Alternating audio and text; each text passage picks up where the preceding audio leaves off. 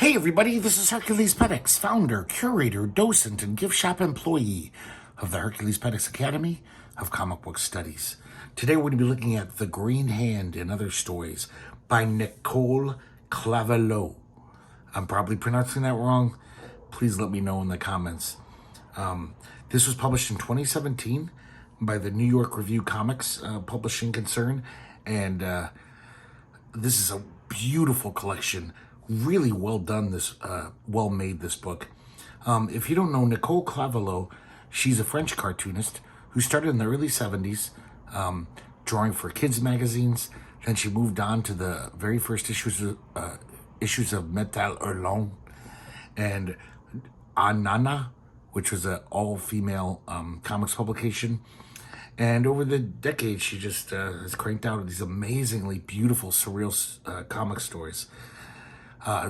This is really a revelation. I've seen her work in heavy metal because I have all the heavy metals, and up to a certain point. But seeing it all in one place is really nice. Like, it really hits you just how great she is. Really nice. I wish it was fatter than that, but it's a nice chunk of Nicole Claveloux. I love this picture of her. She looks like a character. So let's crack this open. Dan Clowes designed this book as well as did the introduction. And I know this sounds silly, but this is such an interesting green for these end papers.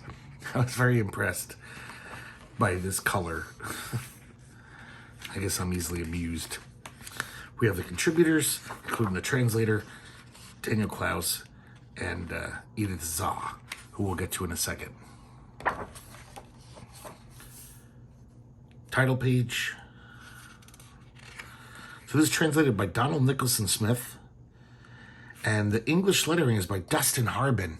I don't know who, never seen that name before, but he does a great job of basically trying to duplicate her handwriting, her lettering style, because he had to re-letter it in English. Contents page.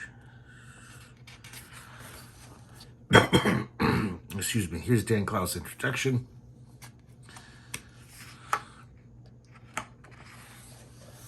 And we start off with The Green Hand. So Edith Zah wrote The Green Hand for Nicole Claveloux. They also collaborated on another story. It's kind of a big chunk of this book. It's kind of weird that Edith Zah is not on the cover. But, this is more about Nicole Claveloux. And this is just the height of beautiful surrealism. There's a woman who lives alone. Well, not really alone, because she lives with this bird, who's this anthropomorphic bird.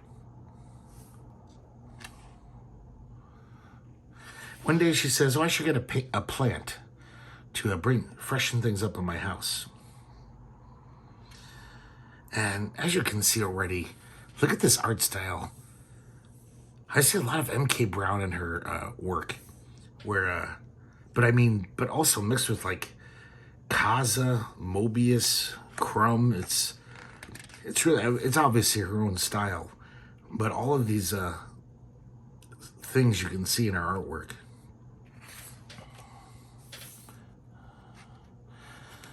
So she gets the plant from this old plant seller. He asks her if she has a green hand, which in French that means, do you have a green thumb? She says, no, but I'll get one. So when she goes home, she paints her hand green. And she tells the plant that she loves it. She talks to the plant. And when she goes off to work one day, the bird starts insulting the plant. He says, you're ugly. I love the way she draws this bird.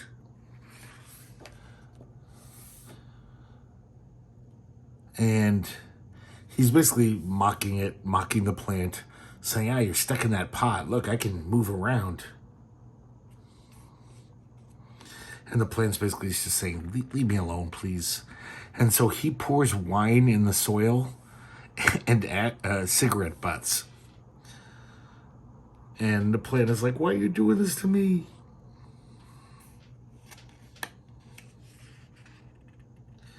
So when the woman comes home, the plant doesn't necessarily say what happened, but the plant is like, it hurts all over. I'm not myself.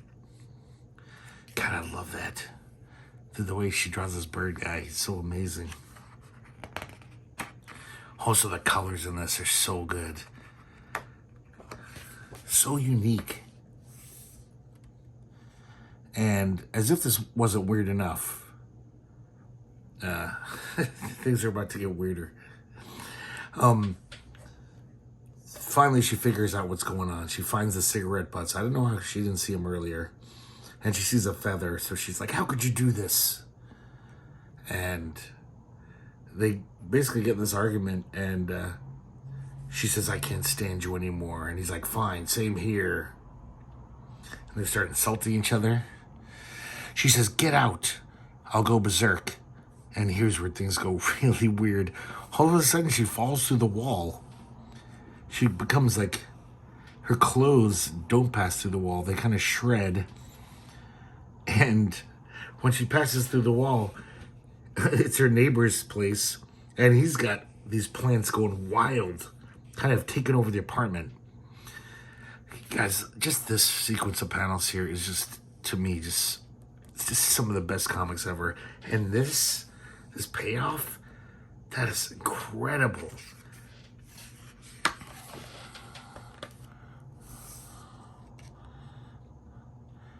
And these plants are very friendly. They just start grabbing her, and they kind of shove her up through the ceiling now. And she comes out into another apartment. And it looks like she just falls asleep there. I think it's an empty apartment. And that's it for basically chapter 1. So the Green Hand is really all these little shorts. So the next we have the Black Grass. So she wakes up, she's freezing because she has no clothes.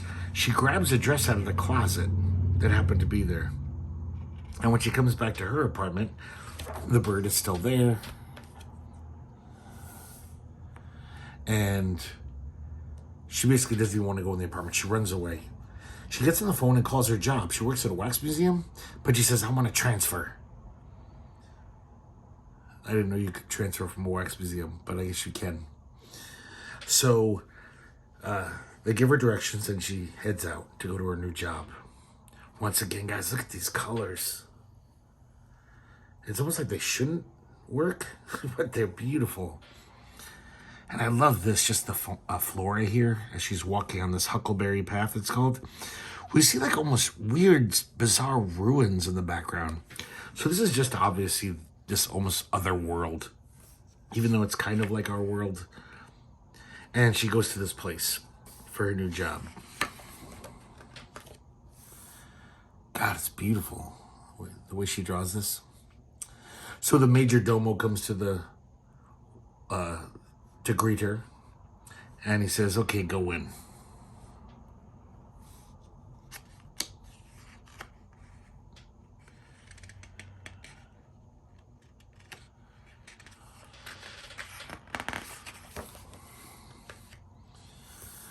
And she starts talking to this weird guy, and he's just eating this incomprehensible food item. And she goes out into the gardens, and she sees these weird flowers that are with faces on them. They seem very sorrowful.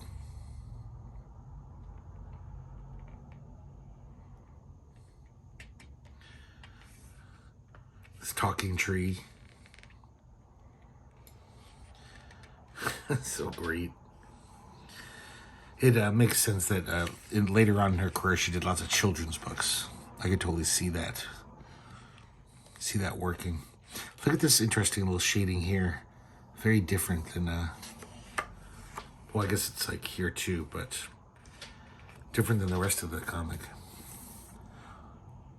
This tree uproots itself. And I don't know what's going on here. It just kind of warps itself. Look at that beautiful drawing of her face. Once again, crazy color scheme, totally beautiful. And we continue with even more beautiful lush colors, totally different palette. This one's called the White Knight. And so the woman walks back to that, her place of employment. This is amazing. I love this scene just because Claveloux draws all these amazing statues. Somebody should make these statues. They're so interesting. And she's walking through this corridor. And she walks into a room. And there's this weird couple there who don't want anything to change anything to move even. Because they don't want their love to die out. Love has to be tended. No drafts. No distractions. And she keeps walking down the corridor past these amazing statues. I love this one with the mouth, with the tongue sticking out where the vagina should be.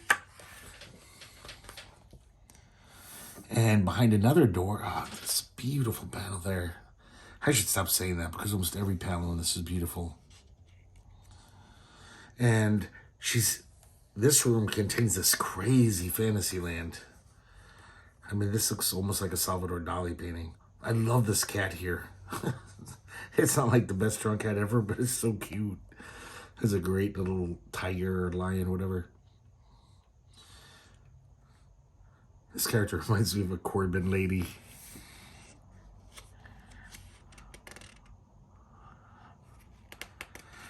Daniel Klaus mentions that Julie Doucette was very influenced by Claveloux, and sometimes you can see it.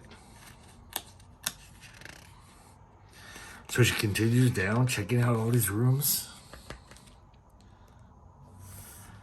I love that face there. It's almost like photorealistic, like her style changes throughout.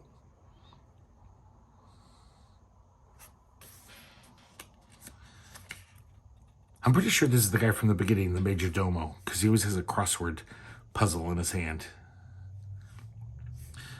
And he says, "Shh, I'm ascending." And basically, is like, get out of here. Man, once again, this color scheme here, I love that face too. Realistic but cartoony. This little boy walks down the stairs and says, "Should I take everything off?" And he takes his clothes off. And that's that. Look at this crazy bed she's in, this amazing bed frame. And now we have Blue Funk. So we're back at the apartment, and apparently the bird has been laying eggs. And we see them, just some of them are broken open. And someone knocks at the door, says, "Is anyone home?"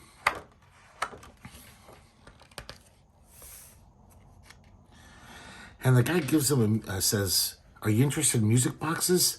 And he plays this music box.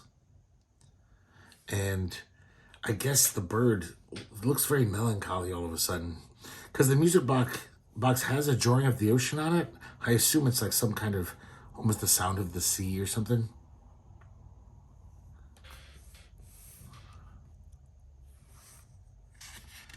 And he's reading this book. He says, "It is written, must take the air, for it is written."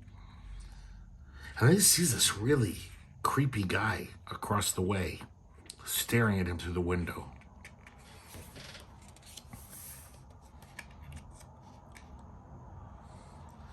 He goes outside into the rain, and he meets that guy. The dialogue's kind of, like something from a Beckett play or something. It's surreal.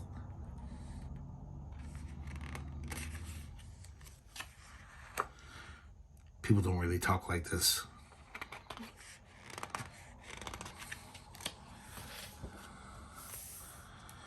This guy looks like he belongs in another comic. Oh, also another great thing Claveloux does, whenever she shows crowd scenes, everyone is like a distinct mutant, like a fucking weirdo. They're all amazingly thought through. So after talking to this guy, he goes back to his their apartment. He keeps reading this mysterious book.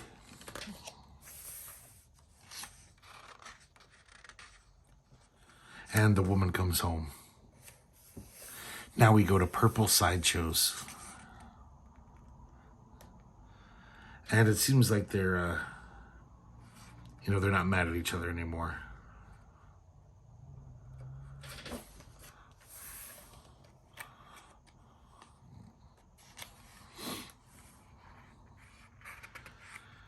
They really seem to have made up. He says, meet me at the vacant lot. When he gets there, the vacant lot's not vacant anymore. He climbs this ladder. Look at there's a sign, vacant lot.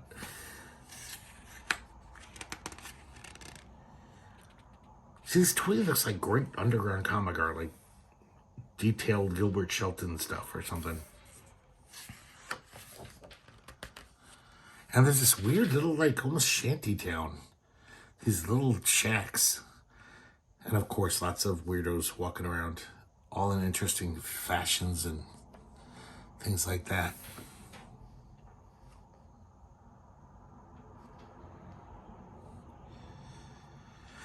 And so, as he walks through, different shacks offer different things. This one says, are your moments stiff? Enter and learn to glide through space. Man, look at that Richard Salla face there. It's totally like a Richard Salla character. But look at all these great characters in the crowd. So much fun just looking at these guys. That's almost like Brendan McCarthy. She's just so good.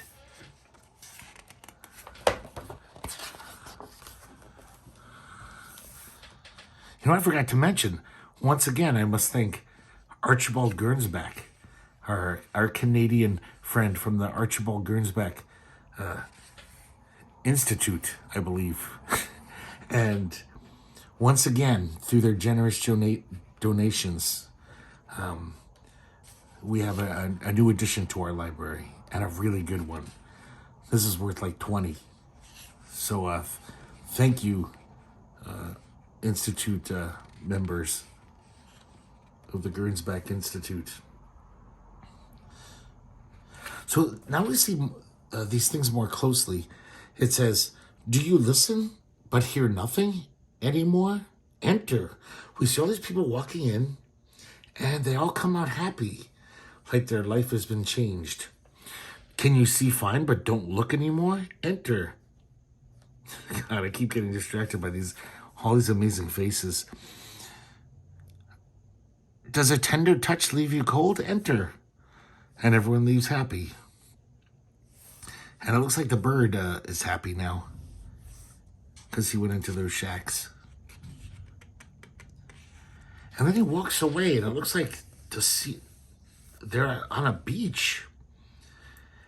And the woman shows up.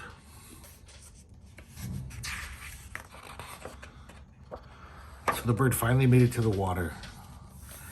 And what I said about the coloring, just multiply that by 4 for this page. This page is just, it's fucking beautiful. And then they walk into the water and just walk underwater. And she says, where are we going? I don't know. Just keep walking for a long time. And he says the weirdest thing. True, I'll whisper carnival words to you very quietly. And that's the end. I would see all these weird little sea creatures watching them traipse off. Man, I wish this went on for like 400 pages.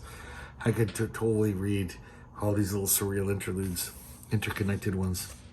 This one is so funny. No family. It all began the day Nana killed Uncle George and Auntie Marcel, as well as Cousin Edith. I guess they came to visit at her invitation. And for a long time, she's been wanting to decorate the main room in her house. And she realized that, I'll kill them and make like little rugs out of them, like bearskin rugs. I like how this one still has the cigarette coming out of her mouth. I love this drawing here. This, just the way the colors are, and it's beautiful. Sometime later, Gramps killed Nana. They always got along well, but he was a taxidermist, and he really he wanted something interesting in his collection, so he figured he'd kill his wife. Once again, I love that face in so many ways. The style of the art. But then it was Dad's turn to kill Grandpa. He loved his Grandpa, his father. But he just got on his nerves.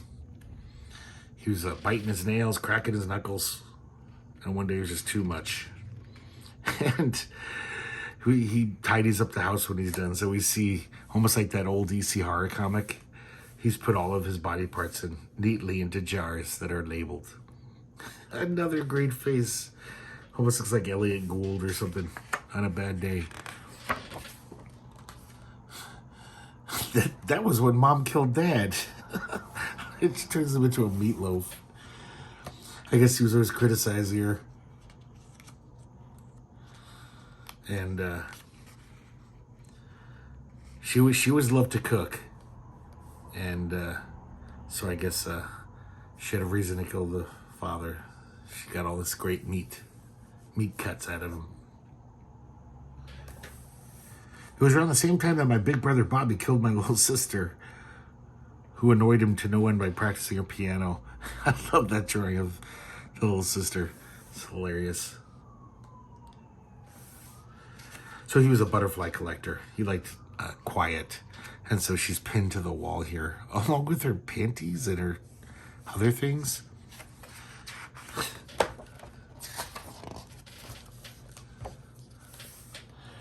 A few days later, a neighbor killed Bobby. He mistook him for a burglar.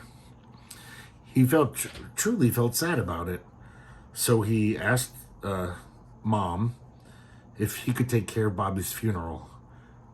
And what he did was mount his head with all of his other hunting trophies.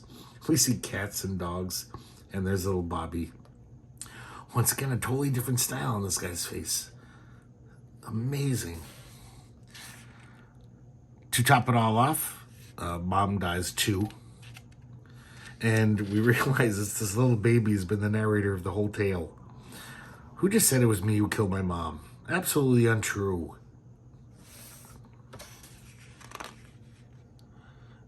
They don't really tell us exactly how he could have killed her. So they, since all his family's dead, they send him to a foster family. And of course, they're all dead. Somehow poison got into their meal. And there's the baby just happily smiling towards the camera. It's almost like some Gan Wilson comic. It's amazing. So earlier on, when I mentioned M.K. Brown, I was also thinking the sense of humor reminds me of B. Claban as well. I know B. Claban and M.K. Brown, they were partners in life, but they definitely had different styles and even different humor, but just both of it was very absurdist. And I was thinking that, and then look at this. That totally looks like Claban lettering, so maybe I'm crazy, but I bet Nicole Claveloux was looking at Claban's work. I think M.K. Brown might have been drawing when she started too, so maybe she was looking at her work as well. This one's very odd. It's called The Little Vegetable Who Dreamed He Was a Panther. We see this carrot. He says, I've always had grand ambitions, but few means of achieving them.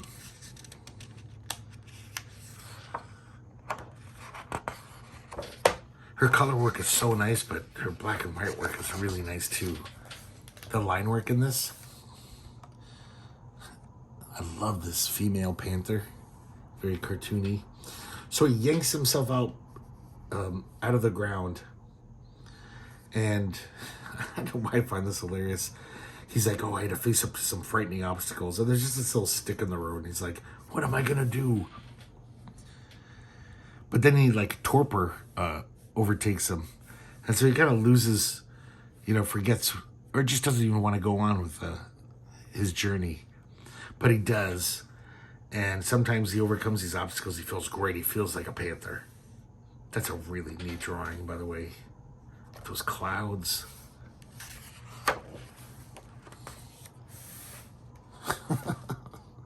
He's like the Kool-Aid guy busting through the wall. So it's almost like this metaphor of like achieving obstacles where he just keeps finding these walls and breaking through them. And but then sometimes he just walks around them. And then he just gives up. And he's back in the ground, planted again.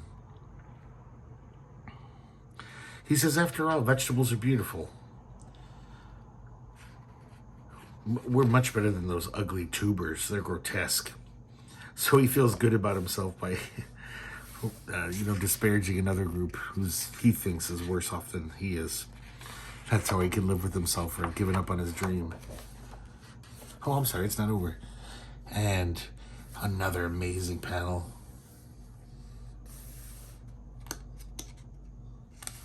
And it looks like he's turning into almost like a cat sphinx. And there's more of that Claban lettering. That even looks like a Claban drawing to me. This one's great.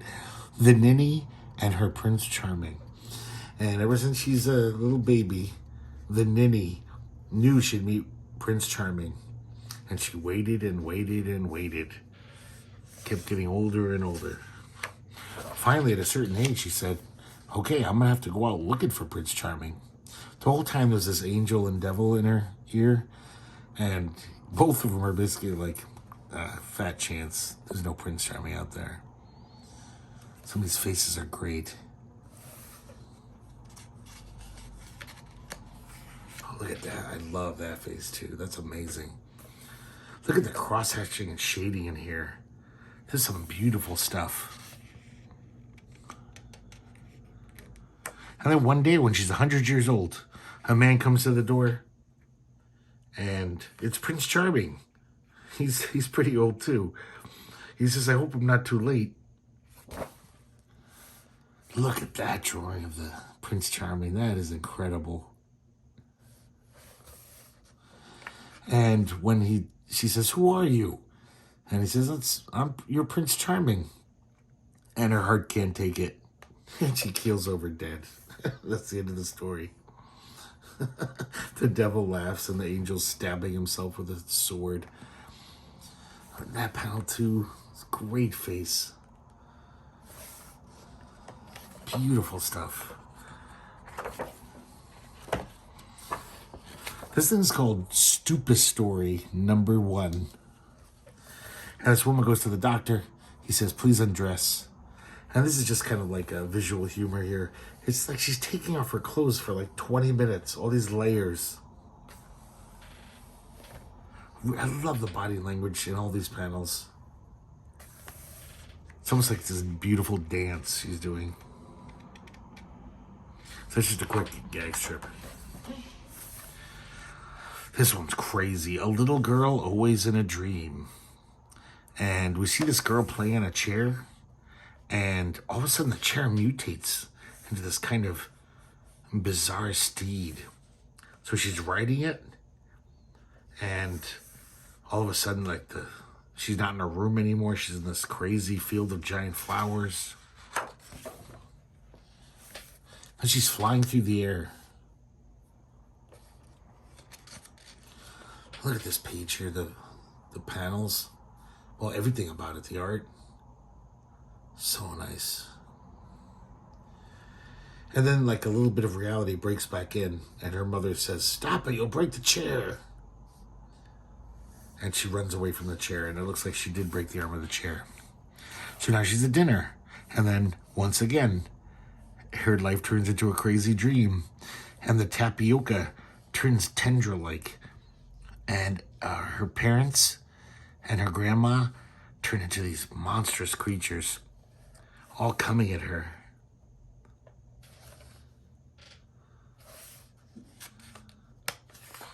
This looks so different than some of the other stories in this book. And it's brilliant. I love this style just as much as the other ones. She says, she tells her plush animal, her dog toy. She says, "Save me, Castor." And he turns into a real dog, and he savages the now monstrous family. Look at this; it's pretty gory. He's just gnawing on his leg.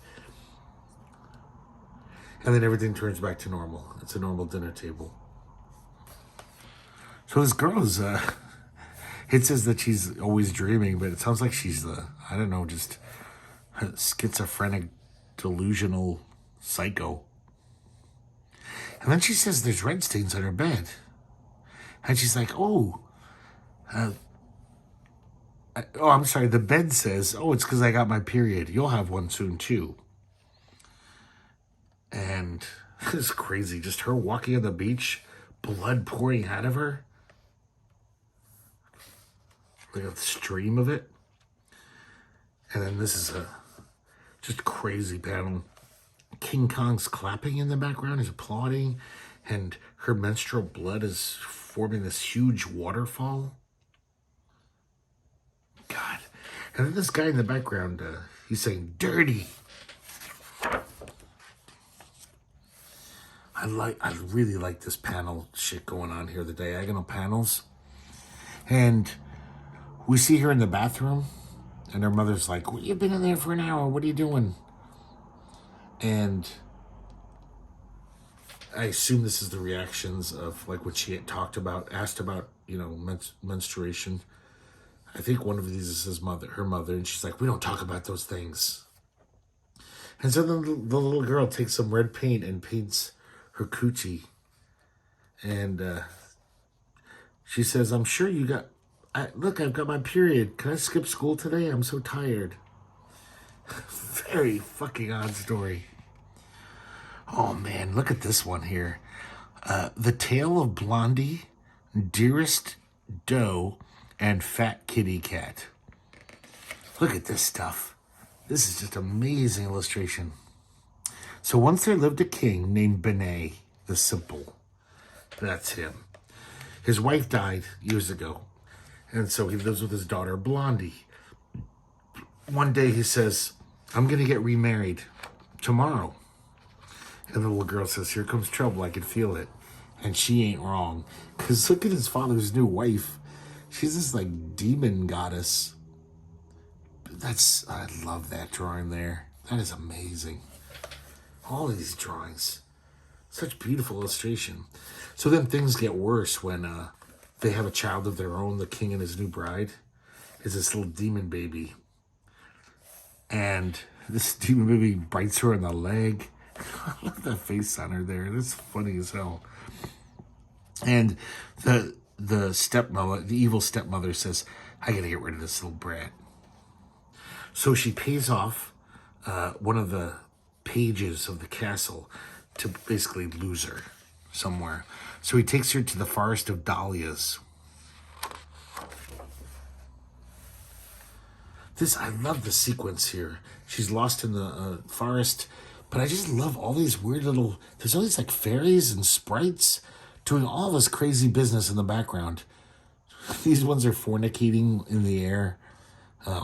One of them's riding a frog, a leaping frog. Just so much fun to look at these pages. So then Fat Kitty Cat shows up. Beautifully drawn cat, by the way. And says, "Come with me. I'll take you to the castle of Dearest Doe. She's my mother."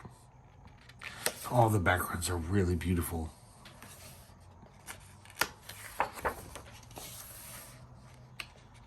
So they get to the castle, and here's the doe, the queen.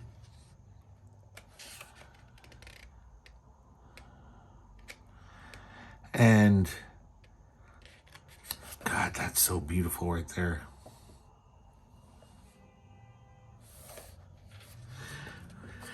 The doe's kind of spouting all these aphorisms that don't really mean anything. But then she says, "We've been looking for this talisman that's in this castle. The problem is there's hundreds of rooms in this castle. We still haven't found it. This talisman will turn us back into our original human forms because years ago, I was turned into a doe and my son was turned into a cat. So right off the bat, the princess finds it. She finds the talisman. And of course, the doe's ecstatic. She uses it and changes back. But she's been waiting 4,000 years. So she's this horrible, decrepit old crone. Love that drawing there. That is so good. And then she runs off, like, basically just laughing. And then the weirdest ending ever. They look at each other and they say, After all, we're fine just as we are. We don't need a talisman. And then we see them, obviously, months or years later. And their little half-breed human cat children are playing while they sleep in a cat basket. So they like got married or something. So fucking weird. This next one's called Underground Chatter. This is a really odd one. I don't really quite get it. But once again, we see more interesting styles. Some of this almost looks like a Munoz. And this little baby starts talking to this woman on the train. She's like small talk at first. And it seems like the woman carrying her around, it's not her mother. It's almost like this cipher. Almost like some automaton. I don't know. Automaton. I don't even know what it is. What it's supposed to be.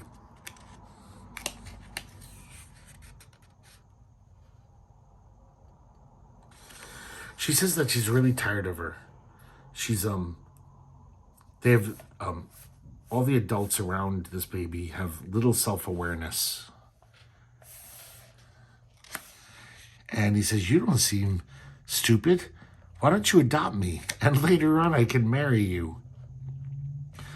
Love this face right here. There's a lot of great faces in this. Look at this subway car. All these interesting faces.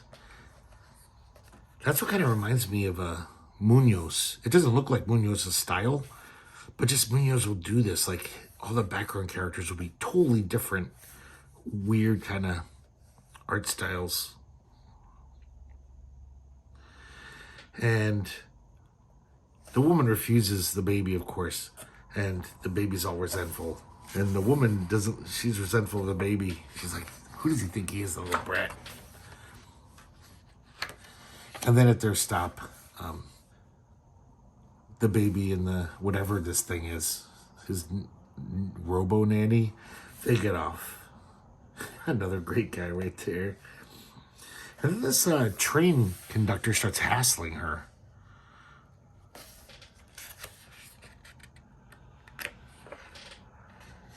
There's a Julie Doucette face. The whole time the parade of great visages continues. And then the conductor says, aha, I got you on this. You're not allowed to have animals unless they're in a bag. And this weird little marsupial-like creature comes up. She says, this is my animal. But then the creature jumps on her and says, Mommy, and is all affectionate. And the conductor's like, aha, it is your animal, obviously. And since you don't have a bag, here's a bag.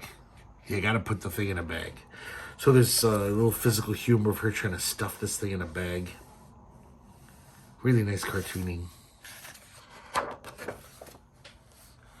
And then she just gets off the train. And she goes off. And I guess she's stuck with this little marsupial. Who at the very end says, do you love me? What the fuck? I don't know what this is all about. But it's fun as hell to read. It's pretty funny.